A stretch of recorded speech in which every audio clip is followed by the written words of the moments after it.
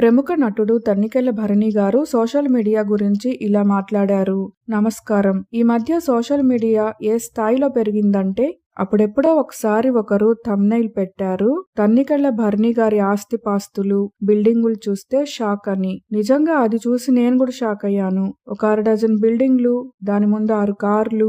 సరే ఏదో సరదాగా నవ్వుకున్నాం. కానీ ఇప్పుడు ఎలా అయిందంటే ఇది ఇప్పుడు ఒక దేశం మీద యుద్ధం జరుగుతోంది. నేను ఒక వర్గానికి సపోర్ట్ చేస్తున్నట్లు లేదా ఇంకో వర్గాన్ని కించపరుస్తున్నట్లు ఇలా ఇష్టం వచ్చినట్లు సోషల్ మీడియాలో పెట్టేస్తున్నారు. నేను అన్ని మతాలని, అన్ని ధర్మాలను గౌరవించే వ్యక్తిని. నేను ఏనాడు ఎప్పుడు ఇలాంటివి చెయ్యలేదు. ఇలాంటి వార్తలు చూసి ఎవరైనా కొంతమంది నా మిత్రులు, నా శ్రేయోభిలాషులు బాధపడి ఉంటారు. ఎందుకంటే అన్ని వర్గాల్లో నా ఆత్మీయులు చాలా మంది ఉంటారు కాబట్టి.